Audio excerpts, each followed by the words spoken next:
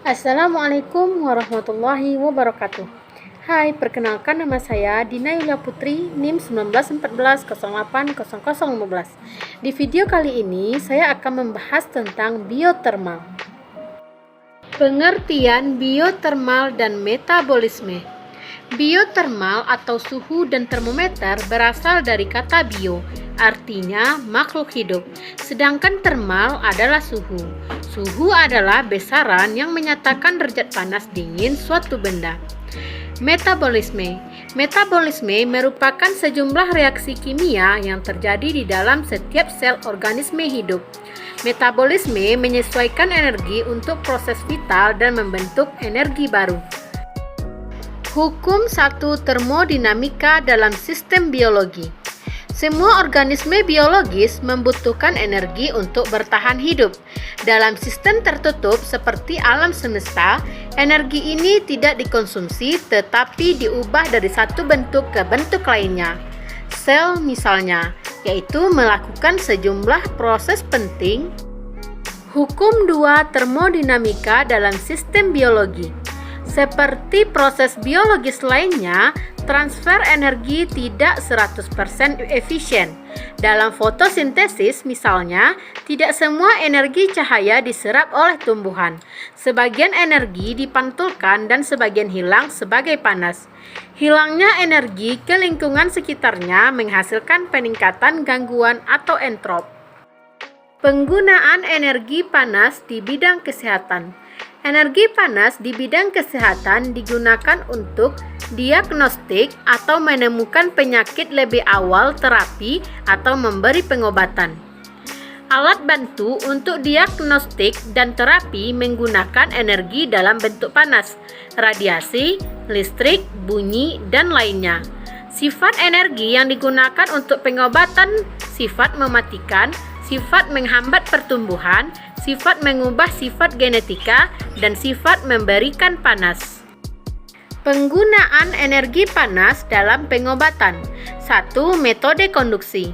Pada metode konduksi, pemindahan energi panas bergantung pada luas daerah kontak, perbedaan suhu, lama melakukan kontak, dan material konduksi panas. Yang kedua, metode radiasi. Dipergunakan untuk pemanasan permukaan tubuh serupa dengan pemanasan sinar matahari atau nyala api.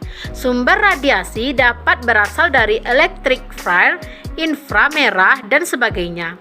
Metode radiasi biasanya lebih efektif daripada metode konduksi karena penetrasi jaringan lebih dalam. Prinsip biotermal pada proses metabolisme makhluk hidup. Anabolisme. Anabolisme merupakan proses metabolisme sekunder, yaitu jalur-jalur metabolisme yang tidak esensial bagi pertumbuhan, perkembangan, maupun reproduksi, namun biasanya berfungsi secara ekologis, misalnya pembentukan alkaloid dan terpenoid. Yang kedua, katabolisme. Katabolisme merupakan proses untuk menguraikan molekul kompleks menjadi senyawa sederhana mencakup respirasi sel. Jalur metabolisme yang menghasilkan energi dalam bentuk ATP dan NADPH dari molekul-molekul bahan bakar seperti karbohidrat, lemak, dan protein.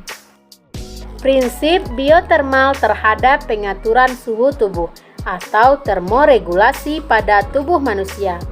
Di dalam tubuh, energi panas dihasilkan oleh jaringan aktif, terutama dalam otot, kemudian juga dalam alat keringat, lemak, tulang, jaringan, ikat, serta saraf.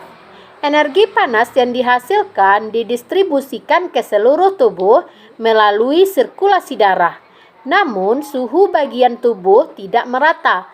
Terdapat perbedaan yang cukup besar, sekitar 4 derajat Celcius, antara suhu inti dan suhu permukaan tubuh. 6,7 sistem termoregulator tubuh harus dapat mencapai 2 gradian suhu yang sesuai, yaitu antara suhu inti dengan suhu permukaan, antara suhu permukaan dengan suhu lingkungan.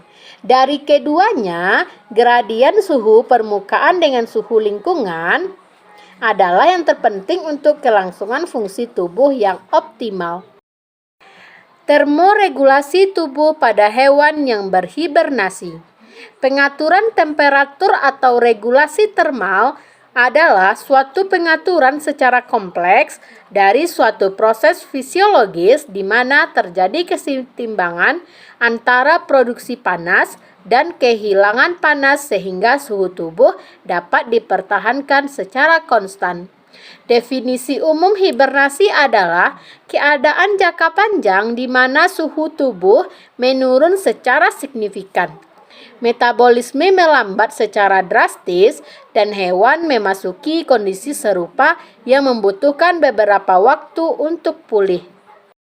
Adapun hibernasi memperlihatkan sejumlah perubahan fisiologis, di antaranya yaitu: pertama, suhu inti tubuh turun 1-2 derajat Celcius di bawah suhu lingkungan. Kedua, konsumsi oksigen menurun sebesar 5% dari laju rata-rata metabolisme basal. Ketiga, laju pernapasan menurun dan terkadang terhenti dalam beberapa waktu. Keempat, laju detak jantung turun sekitar 5-6 kali per menit. Namun, tekanan darah tetap memadai. Yang kelima, tubuh sangat lamban atau torpor atau bahkan hampir tidur. Kadangkala hewan dapat bangkit dari kondisi torpor secara spontan dan dapat menciptakan suhu tubuh yang lebih tinggi dari hewan endotermis dengan cara meningkatkan produksi panas. Aliran energi dalam sistem biologi di alam.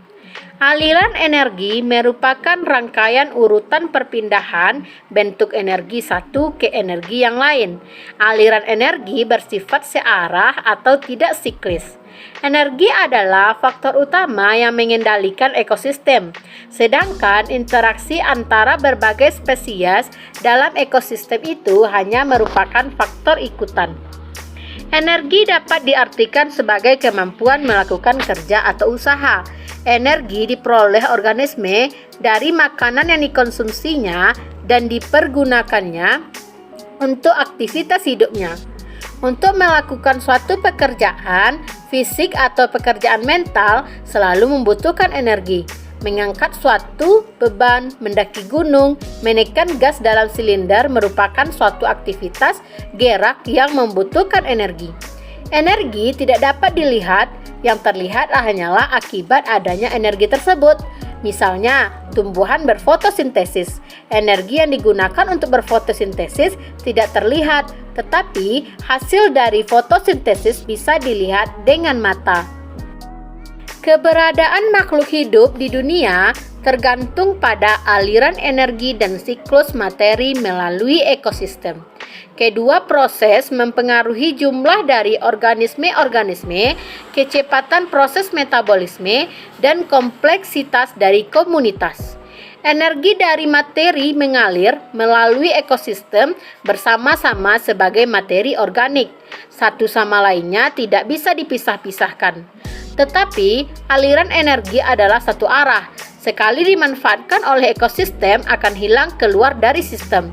Sedangkan materi dalam hal ini melakukan suatu siklus.